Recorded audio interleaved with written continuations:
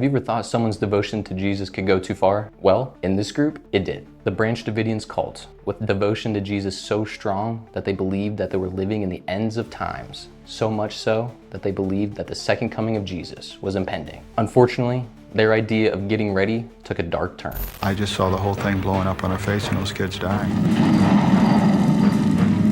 Under the guidance of a man named David Koresh, the Branch Davidians believed that they were the chosen few who needed to prepare for the holy war, and they started gathering weapons to prove it. Koresh and his followers were like a ticking time bomb, and they were not going to be easy to disarm.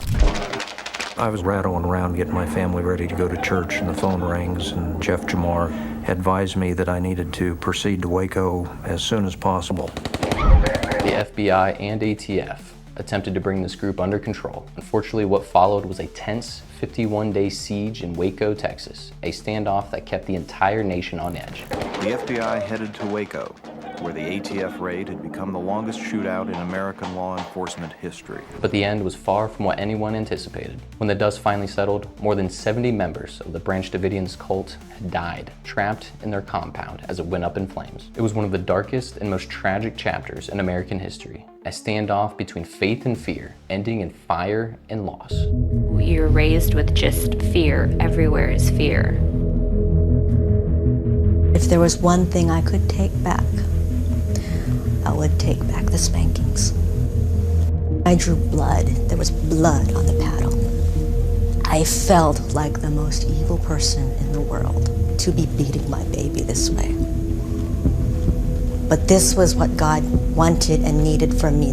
Today, as we look back nearly 3 decades later, the story is still as shocking and haunting as ever. It's a story of how belief, when pushed to the limit, can bring unimaginable tragedy. And as we look back into what really happened during those 51 days, we'll take a peek into the mind of David Koresh, the fears of his followers, and the decisions that led to the devastating end. The Davidians were no different. Everything was a rule. It's more like a prison. And if you broke a rule, there was a consequence. He even spanked some of the adults.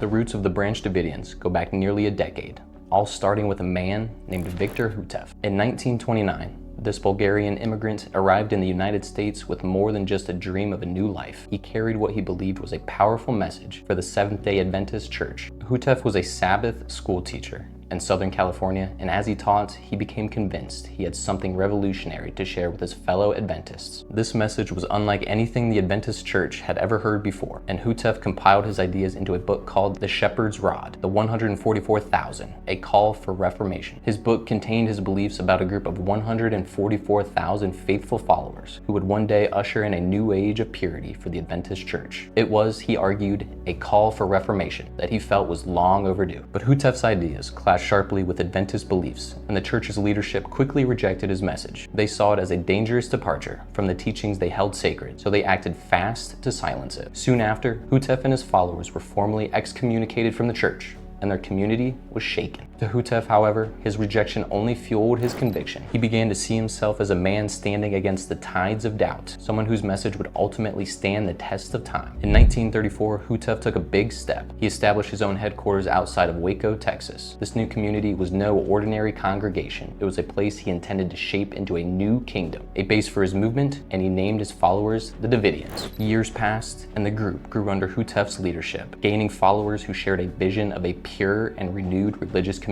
By 1942, Hutev decided to formalize his group's beliefs, renaming them the General Association of Davidian Seventh-day Adventists. The title Davidian carried deep meaning. It symbolized the belief in restoration of the ancient kingdom of Israel, with a Davidic line at its core. Hutev believed that they were the chosen people who would bring about a new and holy era. But in 1955, Hutev's journey came to an end with his death. His passing left a significant void, and the question of who would lead the Davidians weighed heavily on the group. Stepping into that new role was none other than his wife, Florence Hutev. Florence, convinced she had been given her own prophetic insights, claimed the mantle of leadership. She believed that she had a vision for the future, one that would bring the group closer to their ultimate purpose. The vision led her to a remarkable and bold conclusion, an apocalyptic event that would take place in 1959, a revelation she claimed was hidden within the prophetic words of Ezekiel in the Bible. Florence and her closest council members were so convinced that they made plans for this impending event, which they were sure would change the world. They called upon hundreds of their followers, gathering them at Mount Carmel Center, the group's compound near Waco, Texas. There, they waited, expecting a divine showdown, a prophecy in Ezekiel that would finally bring the end of times they believed in. The compound bustled with anticipation as followers, old and new, arrived to witness the grand fulfillment of Florence's prophecy. But, to everyone's surprise, except for everyone else, the date passed, and the sky remained clear. There were no signs, no cosmic events, and certainly no apocalypse. The devastating reality soon sank in for Florence and her followers. The prophecy that had brought them together and strengthened their faith had simply failed. It was a painful blow to their beliefs, shaking the foundation of the Davidians' faith. Many left, disillusioned and uncertain about what had gone wrong, while those who had stayed faced a crisis of faith that would soon change their lives forever. Now, out of this shattered belief system rose a man, Benjamin Roden.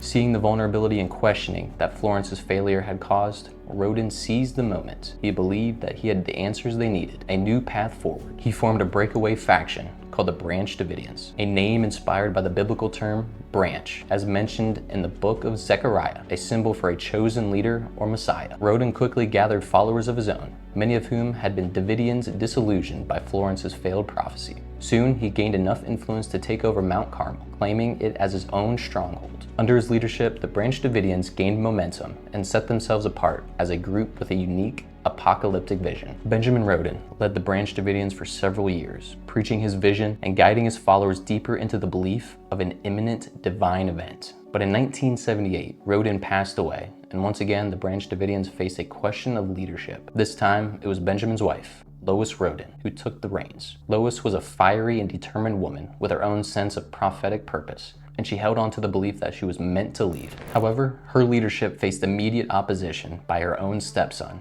George Roden, who felt that he was the rightful heir to the Branch Davidians' leadership. This internal struggle for power created tension within the Branch Davidians, with members split between allegiance to Lois and loyalty to George. But in the midst of this family power struggle, a new figure began to emerge, someone who would forever change the course of the Branch Davidians. His name was Vernon Howell. Howell was charismatic and intense, with an ironclad belief in his own destiny. He gradually gained followers within the Branch Davidians, many of whom felt drawn to his strong personality and his promises of a grand purpose. After Lois Roden's passing, Howell found his opportunity and seized it, ultimately taking control of the entire group. Later, he would change his name to something far more infamous, David Koresh. Under Koresh's leadership, the Branch Davidians would set on a path of isolation, preparation, and eventual confrontation with the federal government, a path that would lead to the harrowing 51-day siege in Waco, Texas. This was only the beginning of a story marked by power struggles, apocalyptic promises, and a tragic end.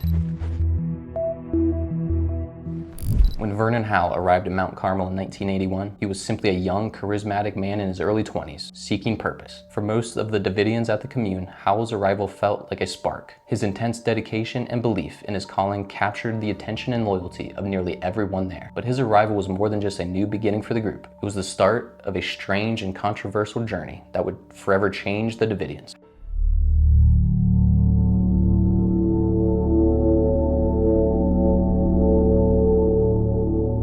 I know where I came from. I come from God. I didn't come from monkey. I came from God through Adam through a long lineage of man. Did Jesus look like the Son of God? No one thought so, except a few people in his day.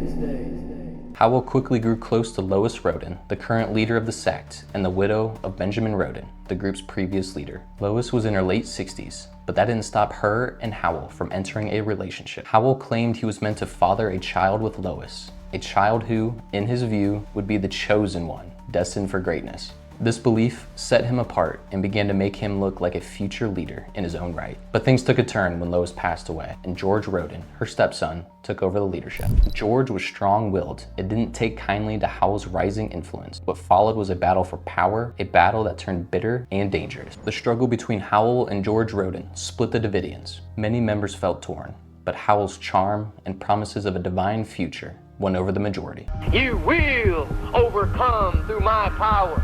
You are mine. In 1984, Howell and his followers finally broke away from Mount Carmel after an intense clash with George. As Howell and his group left, Mount Carmel seemed to go up in flames, literally. A massive fire destroyed the $500,000 administrative building. And although no one could confirm its cause, George accused Howell of setting it. Whatever the truth was, Howell's followers moved on, while George, furious and defiant, renamed Mount Carmel to Rodenville, a clear signal that he would not be giving up his claim to the land anytime soon. The eyes of the nation watched as devout followers and their children died in a sea of flame. But the rift only deepened from there. Not only was there tension between Howell and George, but a third group, led by Charlie Pace, broke off and moved to Alabama, forming their own separate branch. All of this division took a toll on George, who was losing support by the day. In a desperate attempt to prove his superiority as the rightful leader, George made a bizarre move that left even his closest followers questioning his sanity. George challenged Howell to a spiritual duel, which I can only imagine is something like Harry Potter or something without the wands. He wanted Howell to prove his divine powers by raising the dead. And to make his point even more shocking, George dug up a corpse from a community cemetery, declaring that he would perform the miracle himself. This act crossed the line, even for the Davidians. Rumors spread that George was attempting to raise the dead, although he later claimed that he was merely moving the cemetery plot. But to Howell, this was an opportunity. He immediately tried to press charges against George, hoping to finally expose him as unstable. The authorities, however, told Howell that he would need more concrete evidence, something to prove George was actually breaking the law. So Howell took matters into his own hands. And on November 3rd of 1987, that's exactly what Howell did. On that day, Howell and 7 of his loyal followers armed themselves heavily, carrying 5 .223 caliber semi-automatic rifles, 2 .22 caliber rifles, 2 12-gauge shotguns, and nearly 400 rounds of ammunition. Together, they launched a raid on Mount Carmel,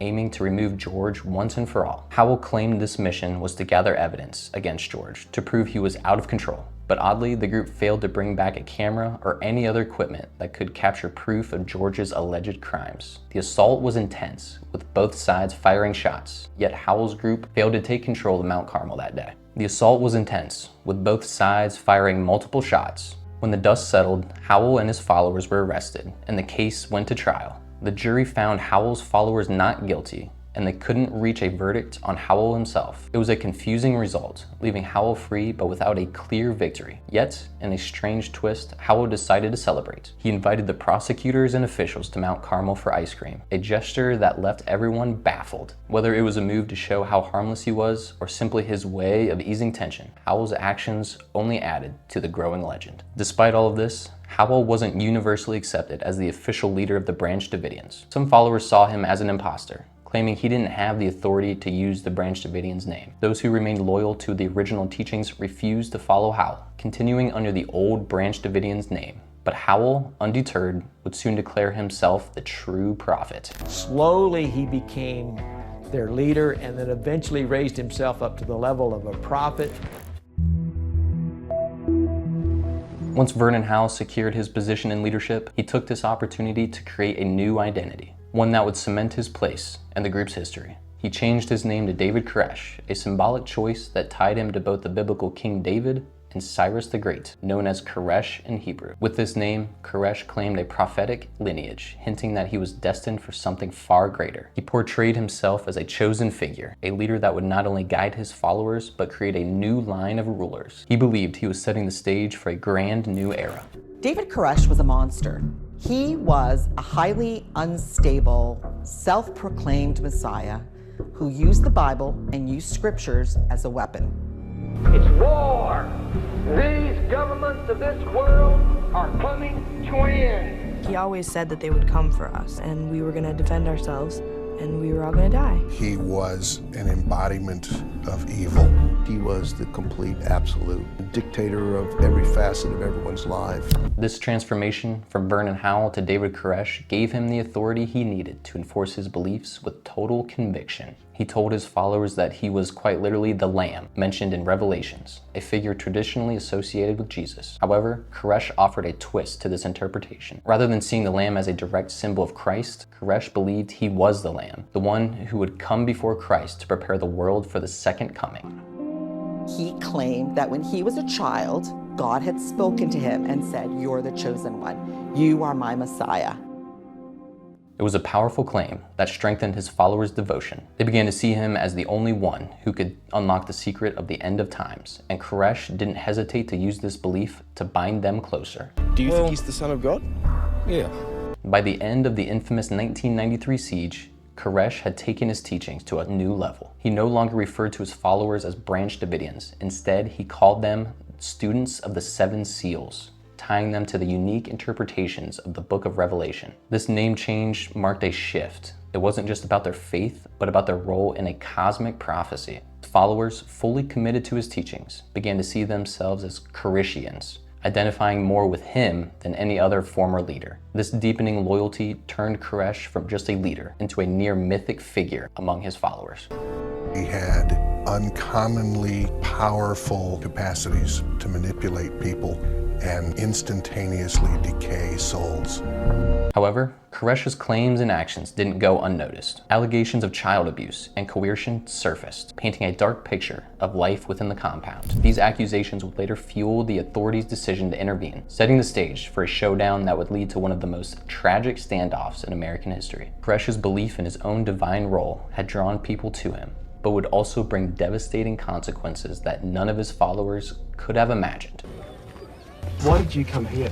Because I heard there was something here that I wanted to listen to. David can explain this Bible better than anyone that I've ever met. I'm here because of the truth. What is the truth? Well, you have to find out yourself.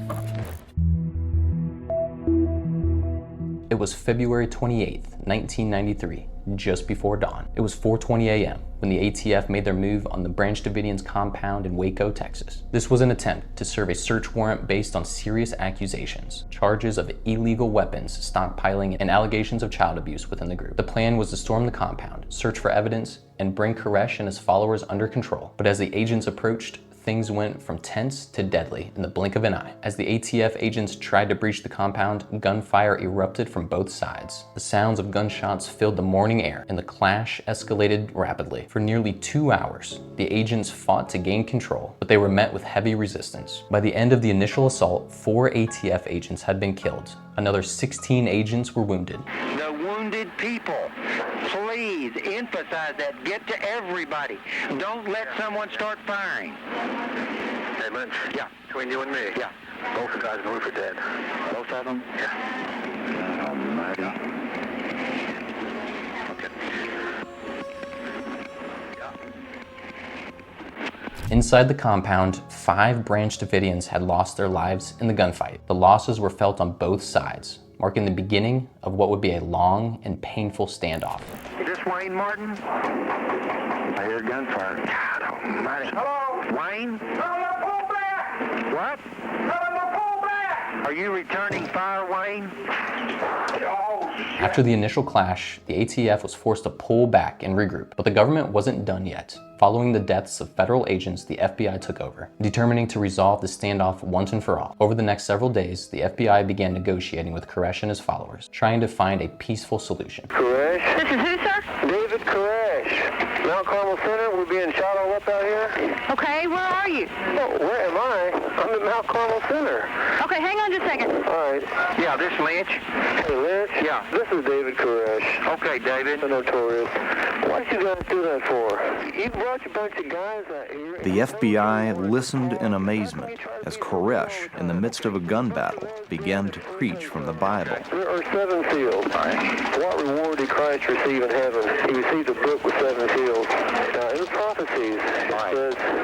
Can I interrupt you for a minute? Sure. All right. We can talk theology, but right now... now... This is life. This is life and death. Yes, sir. Now you need to learn Deuteronomy 32. Okay. Early in these negotiations, the FBI managed to secure the release of 19 children from the compound, although none were acquainted by their parents. These children were immediately questioned by FBI and Texas Rangers, hoping to gather information about what was happening inside. But as the weeks dragged on, the standoff showed no signs of ending. The FBI grew increasingly frustrated, and tensions within the compound remained high. Finally, after 51 long days, on April 19, 1993, the FBI made a decision. They would launch a final assault to end the standoff once and for all. The agency deployed heavy weaponry, including 50 caliber rifles and armored combat vehicles, as they prepared for what they hoped would be a decisive move. Our hostage rescue team shows up with the backing of 10,000 FBI agents and everything that comes with that, and all of our laboratory, all of our resources.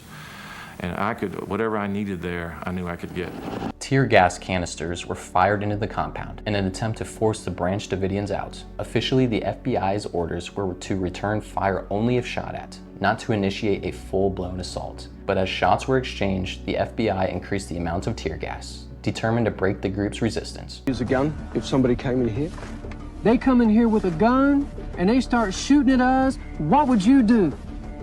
Tell me, be realistic. This is America. This is not Australia. This is not Europe. This is not where a country overthrows a bunch of people, takes away their weapons so that the people cannot argue any issues. Then, around noon, a terrifying scene unfolded. 3 fires erupted simultaneously within the compound. The flames spread quickly, engulfing the building and sealing the fate of those inside. The government's official position was that the fires had been started deliberately by the Branch Davidians as a final act of defiance. However, some of the surviving members of the group told a different story, suggesting that the fires had either been started accidentally or were a result of the assault. The truth of how the fires started remains a point of debate, shrouded in mystery and fueled by speculation. By the time the flames died down, the outcome was devastating. Of the 85 Branch Davidians inside the compound at the beginning of the final siege, 76 were dead. Many had perished from the flames and smoke, while others died from gunshot wounds. Some possibly self-inflicted or inflicted by fellow members in a last attempt to avoid surrender. The 51-day standoff had reached its tragic conclusion, leaving a dark stain in American history. In the aftermath, the toll of the Waco Siege was staggering. A federal grand jury later indicted 12 surviving Branch Davidians, including key members like Clive Doyle, Brad Branch, Ruth Riddle, and Livingstone Fagan. They faced charges for aiding in the murder of federal agents and illegal possession of firearms. 8 were convicted on weapons charges, 5 on voluntary manslaughter, while 4 were acquitted entirely. By July 2007, all convicted Branch Davidians had been released from prison. After the Waco Siege, the legacy of the Branch Davidians fractured into several more groups, each interpreting their beliefs differently. One group, the Branch Davidians Seventh-day Adventists, remains true to the original teachings, never accepting David Koresh. They see leadership passing from Lois Rodin to Doug Mitchell, who led from 1986 until his death in 2013, and now to Trent Wild. To them, Koresh's influence was a deviation, not part of their faith. Another group led by Charles Pace calls itself the Branch, the Lord of our righteousness. Though Pace views Koresh as appointed by God, he criticizes Koresh's relationships with members' wives, believing they distorted the Bible's message. Pace calls himself a teacher of righteousness rather than a prophet, guiding his small group of a dozen members. And finally, a third group, once led by Clive Doyle, holds firmly to Koresh as a prophet. They actually await his resurrection, along with those who had died in the siege, convinced his mission isn't over. Doyle's passing in 2022 hasn't diminished their faith in Koresh's return. Overall, each group still waits for the end of times, believing Waco was only the beginning of their spiritual journey. Hey everyone, thank you for joining me as we dove into the Branch Davidians cult. If you enjoyed the video, please feel free to like and subscribe. If you have a topic you'd like to see us cover in the future, drop a comment. And always remember, don't drink the Kool-Aid.